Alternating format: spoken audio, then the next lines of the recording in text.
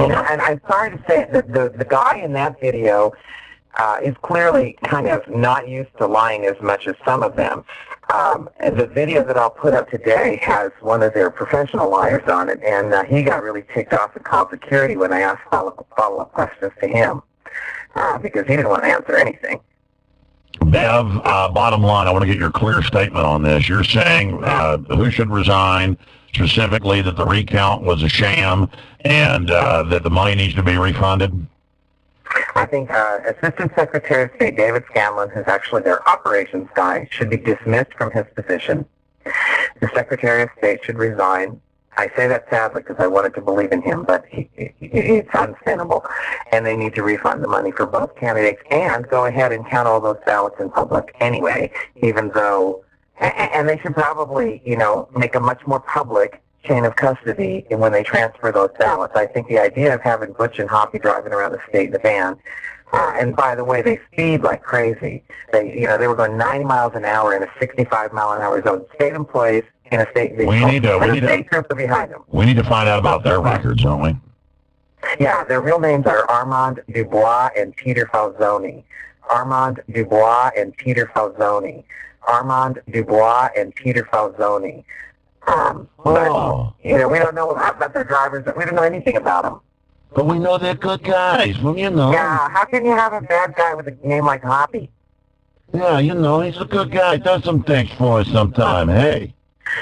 Yeah, it's an interesting situation. But what offended me the most in New Hampshire was that these are really good people. This little local town system is really a nice system. They've got these hand counts in public in a lot of places, and they're exploiting the best characteristics of these wonderful people. But then we get some. Back in their face, but then we get some Bevs, and that's what matters. But I mean, going back here, you talked the whole time about how they always print unnamed secret amounts of extra ballots. You've been wanting to know where those are the whole time. What's going on in the van before you could catch them when these things are being opened up? What type of goodies were in there? I'm sure nothing. I'm sure everything's fine. Well, we actually did. They didn't have room in the van for the goodies. We can document that. But they have liaisons along the way. And we caught them meeting up with a green Jeep right in the middle of nowhere on their route. No explanation. We're right behind them, and so they just run across the road, say something to him, and then they take off in different directions. This isn't suspicious at all. Tell me about the green Jeep. Yeah, well, you know, and that's the thing. And they did try very aggressively to lose us. They do a whole bunch of different maneuvers. Okay, so they're racing at 90+ miles an hour away from you. I guess they thought they lost you. I mean, specifically, meeting the green Jeep. Tell me about that. Oh, well, yeah, that's exactly it. Fortunately, Susan Pinchuk from Florida Fair Elections Coalition used to live in Maine, and she's an awesome driver. And, you know, she really it was really dangerous what they were doing, by the way. They were endangering other cars. Well, we're having to engage in our own, counterintelligence ops, racing around. That's what it's going to take, citizens. I've always told you. Yeah, well, what we did, then I got out of the car, and I said to Butch and Hoppy, I said, you know, I got you guys going 48 miles an hour through a school zone that was 20 miles an hour with the lights flashing on an icy road. You were endangering people. And then I said to the cop, do you think it might be a good idea to tell them to slow down since we're following them because you are endangering citizens? And he goes, well, I could do that. So it was much nicer for the rest of that day. They drove the speed limit, but then they used other evasive maneuvers. Like they would go round and round in circles, turning left, and hope, you know, pretty soon the traffic would get more and more cars in between. So obviously they weren't able to get all their important work done. So then when you get them to the main state facility, we can't lock these up even though we have room. We can't put them in the vault. Sorry, Bev, go on and leave now. We've got some important work to do. And, you know, I got to tell you, because being there, they delayed bringing the van back so long. It was like everybody had gone home but us and a few, state officials.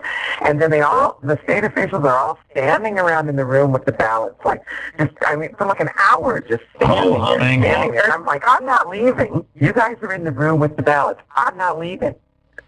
So that's when we got into the ballot vault, we can't put them in there. It's not full, but we can't put them in there. And everybody go home now, And let me play 2 minutes of that, and then I want you to finish up. Here is Bev Harris talking to the head of the state attorney general. No, Secretary of State. Here it is. If the building's secure and they put them in the vault last night and brought the news in and said they're in the vault, why aren't they in the vault tonight? Or why didn't they stay in here last night? It's a different procedure is what I'm asking about. Yeah. Correct. And the reason for the different procedure in securing the ballots is? Because the ballots are secure where they are. And if they're secure here, they're secure where they were last night. Well, they were in a vault last night behind a key-carded door which has electronic entry records, and here they're not behind a key-carded door. Okay, where's the key card? This door. But this room doesn't have a key card. And the janitor, I watched the janitor come in there, so it's a little less secure. It seems like here. I'm not understanding. Is the vault full? No.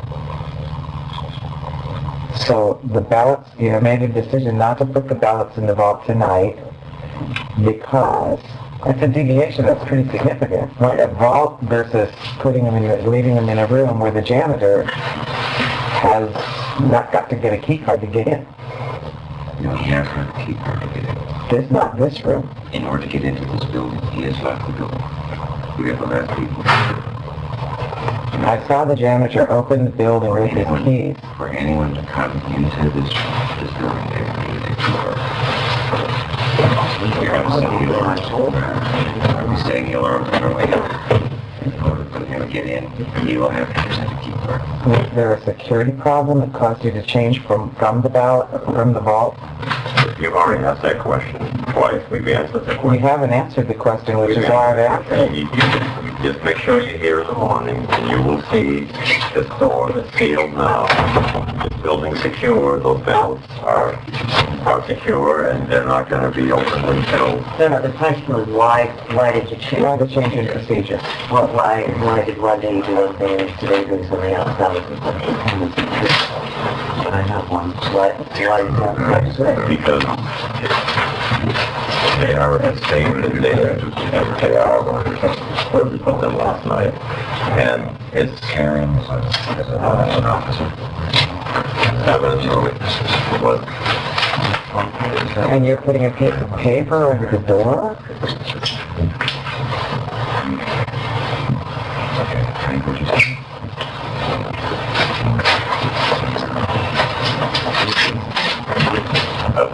Let's go. Yes, we will. It is New Hampshire. So that you kicked them all around.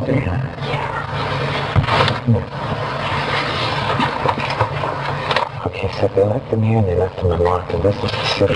So let's do this. What I'd like to do now is put this on a box and peel it off.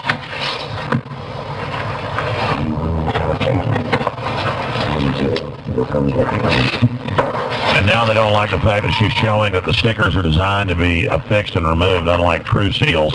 Bev Harris, racing at 90 miles an hour, meeting in the middle of the country with green Jeeps. They find out you've caught up. They run off suspiciously. This slits in them. They get picked up nice. The slits torn open.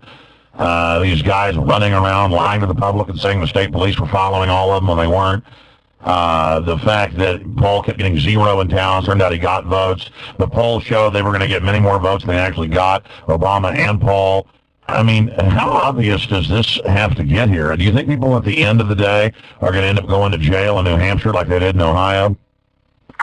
Well, not from the New Hampshire Attorney General, but one of the things I think we need to do when we deal with law enforcement is give it to multiple levels, IRS, FBI, everybody we can find. Yeah, Maybe we'll get one on a stage somewhere, you know? Yeah, fire 20 torpedoes, one's going to hit. Yeah, maybe. And I do think that, we need to stay on the case here. I can't spend the whole month in New Hampshire because I can't, but I can say that this is something any citizen can do.